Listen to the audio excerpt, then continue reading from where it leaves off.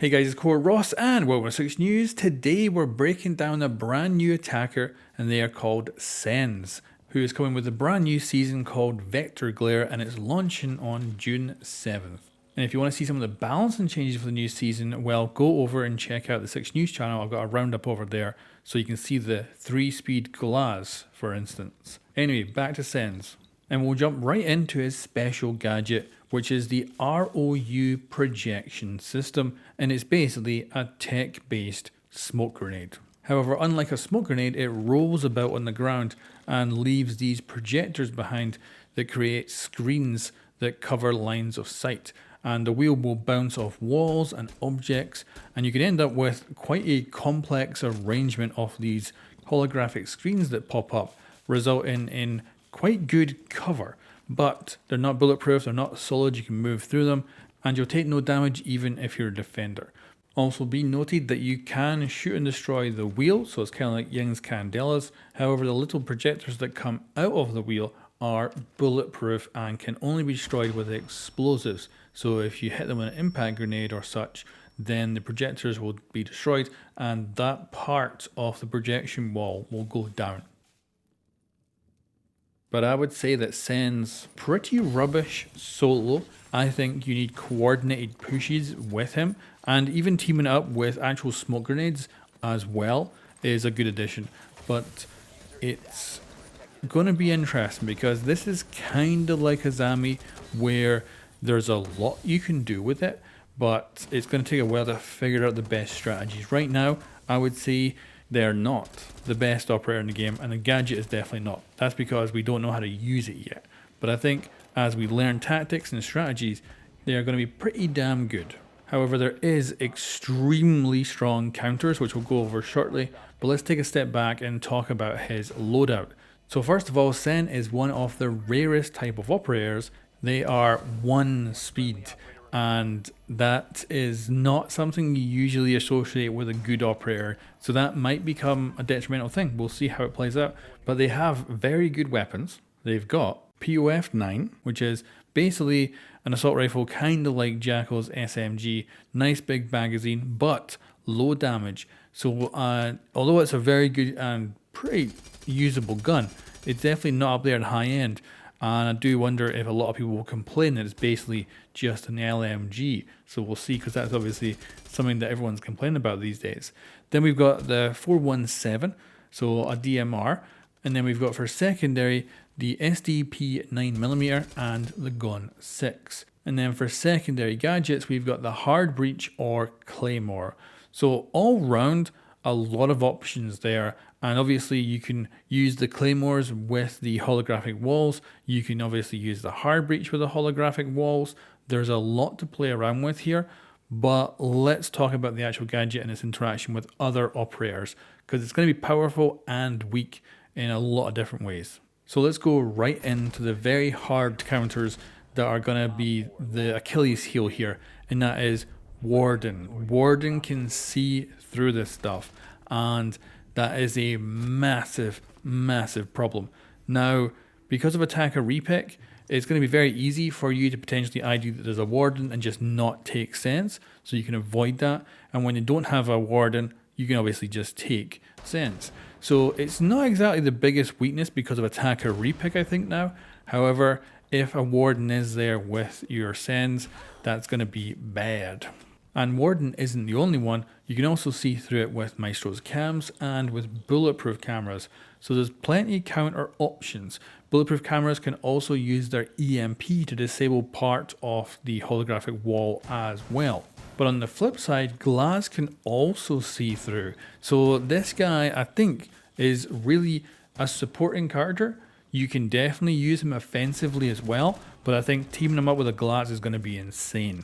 However, going back to counters, there's actually more to talk about. So I thought with this gadget that either Jaeger or Wamai would be able to take it out, but I did not expect both of them to be able to do it. So Jaeger's ADS will destroy the wheel. Now, any holograms that have been created before the wheel is destroyed are fine, but it is obviously a very good, strong counter. Also, Wamai's magnet will grab the wheel and suck it in, but they will drop it just like they do with like track stingers, and then it'll go off and do its thing. So Wamai is definitely not a hard counter, but you can end up obviously positioning it in a place that's just useless to attackers. So if placed right, Wamai can be a very good counter. And then on to the lesser interactions with operators. So you can roll these under the lasers of Aruni.